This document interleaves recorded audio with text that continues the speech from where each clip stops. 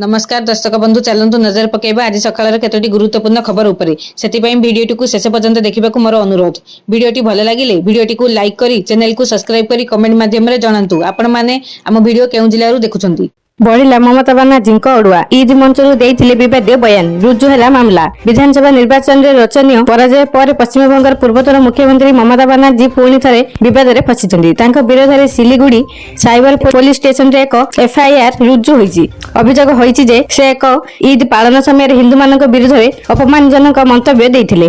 एही मामला बंगला राजनीति रे एक नूतन विवाद सृष्टि करिछि। रिपोर्ट अनुसार बीजेपी कर्मी एवं वकील रिंकी टाटाजी एही अभियोग दाखल करिसेंती। अभियोग रे उल्लेख अछि जे ममता बानार्जी निर्वाचन ऋतु रे एवं एक ईद पालन रे धार्मिक भावना को आघात देइथिबा बयान देइथिले।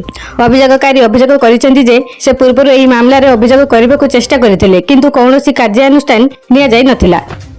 परवर्ती खबर बोझा हेलाणी महंगा माड़ 3 मास हेला मिलिनी भत्ता। पुरी जिला गोप ब्लॉक बौलांग पंचायत करमंगा ग्राम रे दीनबंधु बेहेरा दीनबंधु जने पक्षाघात रोगी आज को 30 वर्ष हेला स्त्री अलग होई रहउछंती। दीनबंधु दीर्घ दिन हेला कटकर महात्मा गांधी पक्षाघात निवारण केंद्र रे रहउछंती। से मासिक दिव्यांग भत्ता 3500 टंका पाउथिले। सेथिरे अति कष्ट रे चलुथिले किंतु गत 3 मास हेला भत्ता मिलुनी। कटकरू प्रति मास रे भत्ता पाई निजे पंचायत को दौड़ुछंती किंतु भत्ता न पाई निराश रे फेरुछंती। सोमवार भी आसी वीडियो को देखा करथिले। भत्ता टंका न देले से किपरि चलिबे बोली कांदी कांदी वीडियो को कहउथिले।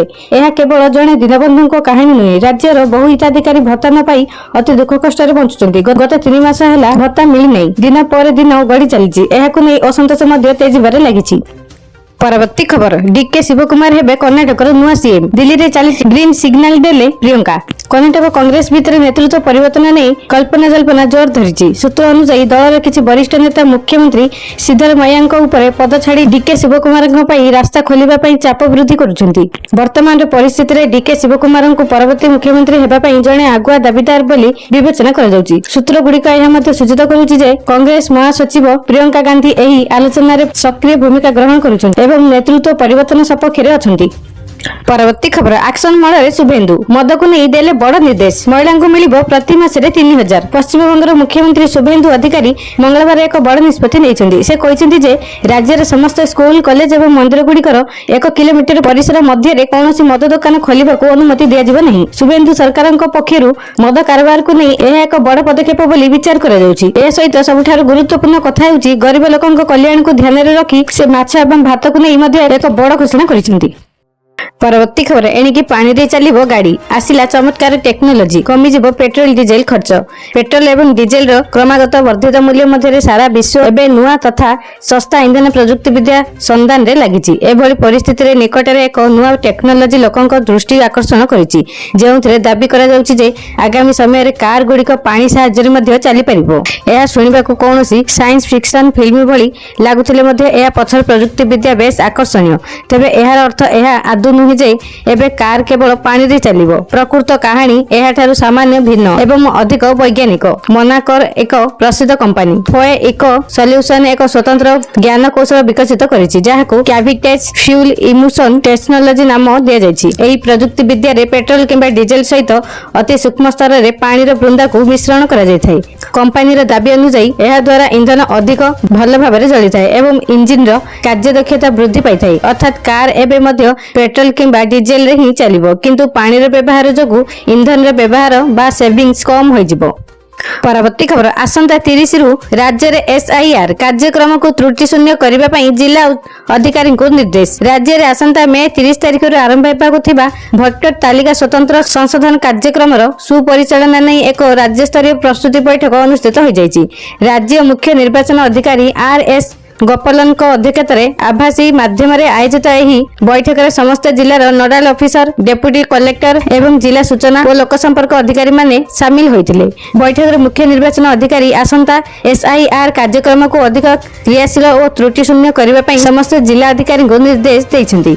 विशेषकर नूतन भोटरंक नाम पंजीकरण त्रुटि संशोधन एवं स्थानांतर प्रक्रिया को किपरि सरलीकरण करा जाय परिबो से नै विस्तृत आलोचना होइतिला। एही अभियान रे कोनोसी योग्य भोटर जेपरि बाद न पड़ती सेथि प्रति सतर्क दृष्टि देबाकू से कहिसंती।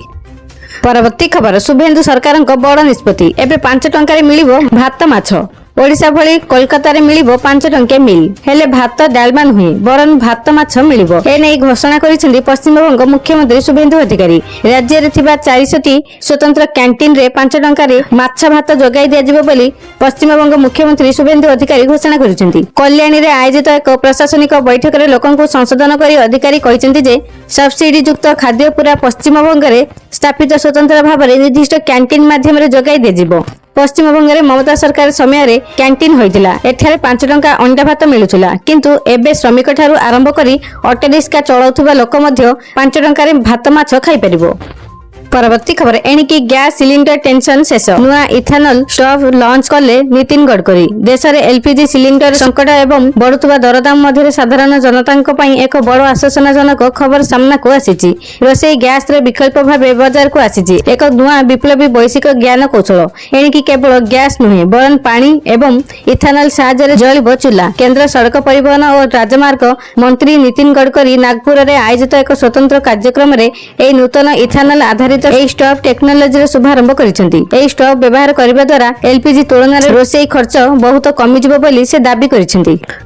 परवर्ती खबर अवसर प्राप्त शिक्षयित्री को शिकार कले साइबर लुटेरा। एटीएम सीआईएफ नंबर पचारिले अकाउंट रु उड़ीगला 24 कोटी। कर्नाटक शिवाजीनगर अंचल जड़े अवसर प्राप्त शिक्षयित्री साइबर ठकेईर शिकार होइछन्ती। साइबर ठक माने तांको डिजिटल अरेस्ट करी प्राय 24 कोटी टंका लुटि नेछन्ती। तेबे सठिक समय रे पुलिस हस्तक्षेप करी तांको आहुरी लूट रु रक्षा करबा सह लूट टंका रु प्राय 5.5 कोटी फेराई आनिबारे सक्षम होइछि। सूचना अनुसार शिक्षयित्री जनक दुबई रे कार्य करुथिले। सेठारे अवसर नेबा परे बेंगालुरु शिवाजी नगर रे आसी रहुथिले किंतु से निजे पिलामानक सह अमेरिका चली जिबाकु स्थिर करथिले। सेथिपई बेंगालुरु और मुंबई रे थिबा तांकर समस्त संपत्ति को से बिक्री करी टंका रखिथिले। ए संपर्क रे किछि साइबर ठक सूचना पाइथिले। सेमाने वीडियो कॉल माध्यम रे तांकर सह जोगाजोग करिथिले। कहिथिले कि तांको अकाउंट रे विपुल टंका जमा थिबारु ता मनी लॉन्ड्रिंग तदंत परिसर को आसीछि। घटना रे तदंत करा जाउछि।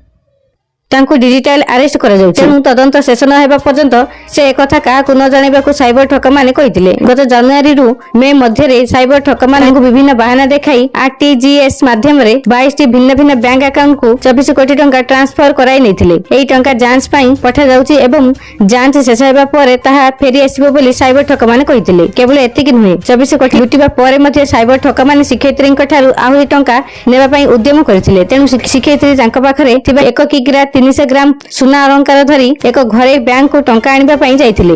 घरे बैंक संदेह करी पुलिस को खबर देथिले। पुलिस सेठारे पहुंची शिक्षयित्री को पचरा उचरा करबा पर साइबर ठकेई संपर्क रे जानिबा को पाइथिले।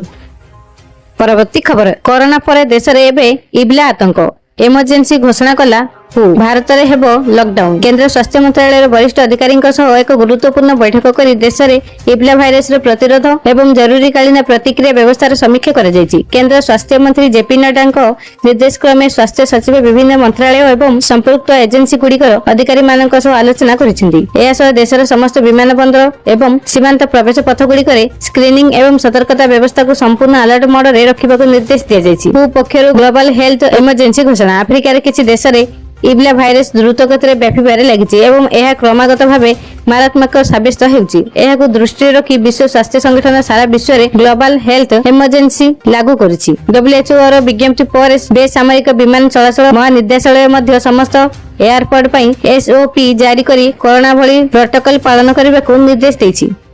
आगकू एई भली गुरुत्वपूर्ण खबर बा अधिक सूचना पाई आम सहित जोड़ी होई रहंतु। चैनल को एबे ही सब्सक्राइब करी पाखरे थिबा बेल आइकन को दबाई ऑल नोटिफिकेशन ऊपर ऑन करी रखंतु, जहा फल रे जेबे भी जे कोनोसी लेटेस्ट ब्रेकिंग न्यूज आपण माने हम चैनल माध्यम रे सर्वप्रथम देखि परिबे।